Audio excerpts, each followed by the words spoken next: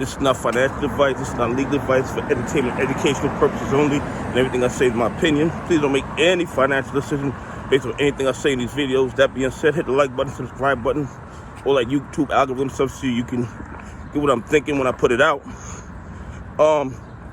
You follow my tweets. You know, there's been a little, I don't want to say misinformation, but a lot of the shills are claiming that they are borrowing the shares, but they're not shorting them in the market. Okay? They're claiming that they're borrowing the shares and not shorting them in the market, which is the most ridiculous thing in the world to me. Okay? Yesterday, on June 14th, there was about 26 million shares worth of volume yesterday. 26 million. And of that 26 million, 55.7% of that was shorted shares. Which means that yesterday, on June 14th, they shorted 13 million shares into the market. And the data is there, but as always, the shills want to interpret the data in a way that benefits them. Even though if you think about it logically, what they're saying makes no sense. In a 3-hour span, probably 2-hour span, depending on when they put it out, they had $3 million borrows, 3 individual $1 million borrows at different interest rates. And the shills were trying to say that it was the same million shares. Okay? When they borrow these shares, they borrow them at whatever interest rate or cost of borrow that they negotiate at the time.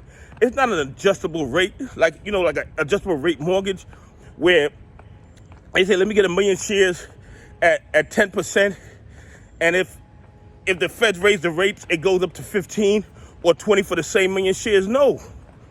Whatever interest rate or cost of borrow that they lock in at the time they take the shares, that's the interest rate until they pay those shares back. That is the interest rate until they pay those shares back. They don't get to change the interest rate in the middle of the contract, in the middle of the transaction, like somebody who had an adjustable rate mortgage. It doesn't work that way. So when you see data with different interest rates, no matter how close they are together, these are different transactions. These are different contracts. But as always, the shills are going to interpret the data in a way to make it look like they're not putting, and I used to say unlimited counterfeit shares, but the virtual CEO, he corrected me. They're not unlimited counterfeit shares. They are infinite counterfeit shares.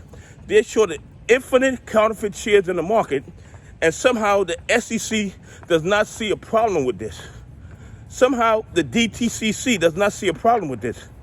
That the CEO of Virtual Financial can go on CNBC and state that they can put infinite counterfeit shares into the market. Infinite. And then an example he gave, that if there was only 200 shares available, and somebody placed an order for 1,000, they would just print 800 counterfeit shares. And nobody sees a problem with that. It is a violation of our monopoly and antitrust laws. It is unethical, and it gives the market makers unbelievable power over our markets, because they can just short a stock and then just keep printing infinite shares until they dilute the entire value of a company. And the thing is, the evidence about what they're doing is overwhelming at this point. They don't even try to hide it, because the CEO got on national TV and stated that that is what they do. They create infinite counterfeit shares and lend them and short them into the market. Okay? It's the most ridiculous thing I've ever seen in my life. 18 months ago, I did not know they were able to do this. And I've learned so much in the last 18 months about how rigged our stock market is, okay? How rigged our stock market is. Anyway, the bottom line is this. Every day, they're showing between 55 to 65% of the shares that are the volume of every day. Every day, the volume, 55 to 65% of that is shorted shares. Shorted shares that mathematically should not exist. Shorted shares that mathematically should not exist. Okay? Because retail owns like 90% of the float. And there's theories out there that institutions own over 100% of the float of AMC. That's a whole nother story for a whole other video.